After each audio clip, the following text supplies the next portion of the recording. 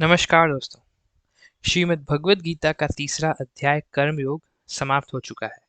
आइए जानते हैं इस अध्याय में हमने क्या देखा। इस अध्याय की शुरुआत होती है अर्जुन के प्रश्न से। वो श्री कृष्ण को पूछते हैं, हे कृष्ण, अगर ज्ञान कर्म से बेहतर है तो फिर मैं कर्म करूं ही क्यों, मैं युद्ध लड़ूं ही क्यों। तो श्री कृष्ण कहते हैं, अर्जुन, दो तरह की निष्ठा होती है, दो तरह की भक्ति होती है।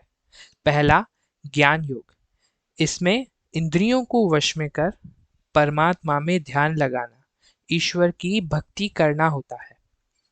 और कर्म योग में अपनी इंद्रियों को वश में कर निस्वार्थ भावना से बिना किसी फल की इच्छा रखे केवल कर्म करना होता है।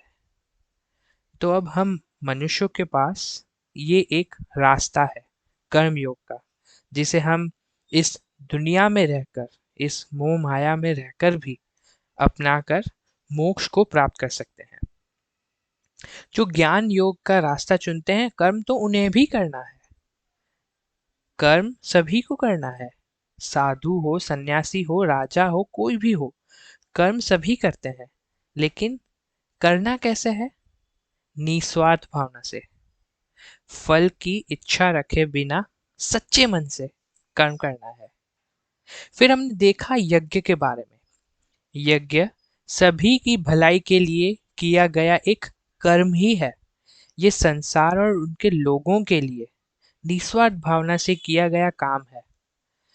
ये यज्ञ हम देवताओं को प्रसन्न करने के लिए करते हैं, लेकिन इसमें फल की इच्छा नहीं रखनी, और देवता प्रसन्न होकर हमारी उन्नति करते हैं।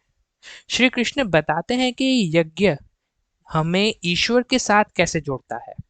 तो वो कुछ इस तरह है कि ये जो प्राणी जगत है, हम मनुष्य, कोई भी प्राणी, हम सभी को अन्न की जरूरत है।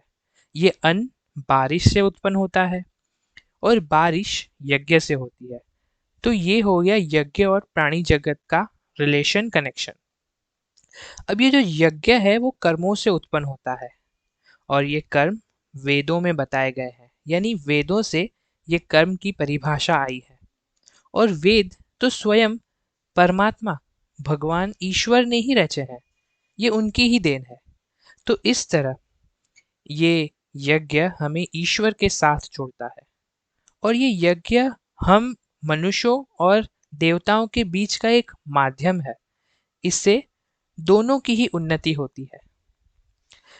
फिर हमने जाना कि श्री कृष्ण कैसे कहते हैं अर्जुन को कि उन्होंने स्वयं भी कर्म किया था। अब ऐसा तो है नहीं कि वे भगवान थे तो सब कुछ छोड़ छाड़ कर्म नहीं करेंगे। अगर ऐसा होता तो फिर ये मनुष्य कुछ करता? हम मनुष्य अपने भगवान को फॉलो करते हैं। अगर भगवान ही कर्म नहीं करते तो फिर हम क्या करते? इसलिए श्री कृष्ण कहते हैं कि अर्जुन, मैंने भी अपना कर्म किया, मैंने भी अपने कर्तव्यों का पालन किया। इस महाभारत में श्री कृष्ण ने भी अर्जुन का सारथी बन के उसे मार्गदर्शन दिया, और उनकी नारायणी सेना भी कौरवों के साथ थी, तो उन्होंने भी अपने कर्तव्य निभाए। तो हम उन्हें फॉलो करके, उनके मार्गदर्शन को अपने जीवन में उतार के उनके पथ पर चलें और अपना कर्म कर्तव्य निभाएं। फिर हमने जाना कि ये कर्म के पीछे का राज क्या है। ये कर्म एक मनुष्य कैसे करता है? तो वो है स्वभाव, यानी कि नेचर। ये जो हमारी प्रकृति होती है, इस कर्म को अफेक्ट करती है। यानी कि ये जो स्वभाव है, उनके तीन गुण होते हैं, तीन तरह के गुण, सात्विक, राजसिक और तामसिक। सात्विक गुण में एक मनुष्य शुद्ध होता है, वो श्री कृष्ण की भक्ति करता है, यानी ईश्वर की भक्ति में लगा रहता है। वो बलवान होकर केवल अपना कर्म करता है निस्वार्थ भावना से। तो ये हो गया सात्विक गुण। ये हमारा स्वभाव बन जाता है, और ये हमारा स्वभाव हमारे कर्म तय करता है। दूसरा है तामसिक गुण। इसमें एक व्यक्ति आलस और नींद का शिकार होता है और इसी की वजह से वो बुरे कर्म करता है। और तीसरा होता है राजसिक। ये गुण जिस भी व्यक्ति में होता है, उसे लगता है कि वही सब कुछ करता है। वो अपनी बहादुरी, कुशलता, शौर्य दिखाना चाहता है और उसे लगता है कि वही करता है, लेकिन ऐसा नहीं है। उसके गुण उसको अपने कर्म करने पर मजबूर कर रहे हैं। तो इस तरह ये स्वभाव जो होते हैं, कर्म के पीछे का राज है। जैसा जिसका स्वभाव, वैसा उसका कर्म। फिर हमने इसके बाद देखा कि पाप क्यों करते हैं, ये कैसे पता चला। तो ये सवाल भी अर्जुन पूछते हैं। अर्जुन कहते हैं कि अगर मनुष्य ये जानता है, हम ये जानते हैं, हमारे पास ये ज्ञान है कि हमें किस तरह के कर्म करने चाहिए, कैसे कैसे कर्म होते हैं, तो फिर एक मनुष्य पाप क्यों करता है? ऐसा क्या है जो उसे मजबूर कर देता है पाप करने के लिए? तो श्री कृष्ण कहते हैं कि ऐसे कई भाव होते हैं। राग, द्वेष, क्रोध, ईर्ष्या, काम, मद, लोभ, जो मनुष्य को मजबूर करते हैं पाप करने के लिए। और ये भाव इंद्रियों में से ही पैदा होते हैं। तो हमें अपने भावों पर, अपने इंद्रियों पर काबू करना है, इन्हें वश में करना है, इन्हें अपने नियंत्रण में रखना है। ऐसा करने से हम पाप करने से बच सकते हैं। तो वापिस आते हैं कर्म और धर्म पर। हमने देखा और श्री कृष्ण ने हमें ये समझाया है कि हमें केवल अपना कर्म और अपना धर्म ही करना चाहिए। मतलब कि केवल अपना धर्म, किसी और का नहीं। श्री कृष्ण कहते हैं कि किसी और का कर्म या धर्म अपनाना ये बहुत ही गलत है, ये बहुत बड़ा पाप है। तो हमें केवल अपना कर्म, केवल अपना धर्म करना चाहिए। और ये जो कर्म है ना दोस्तों, ये हमें श्री कृष्ण को समर्पित करने हैं।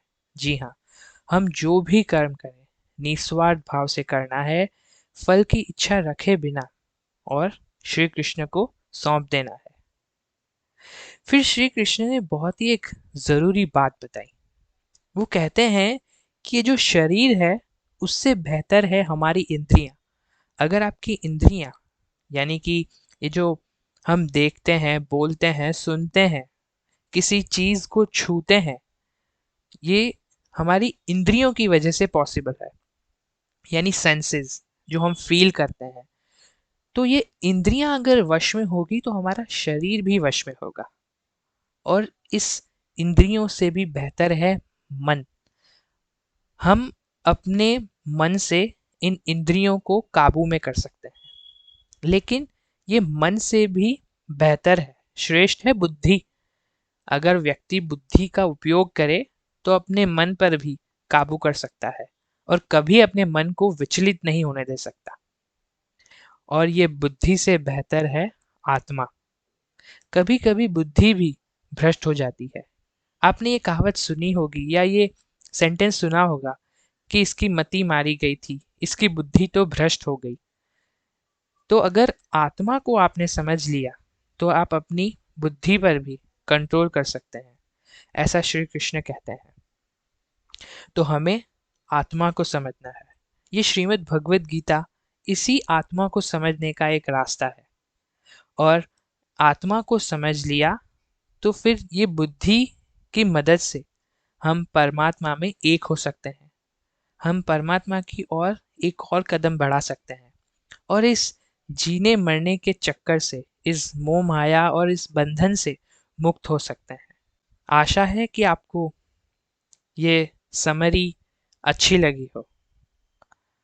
मिलते हैं चौथे अध्याय में। जय श्री कृष्ण।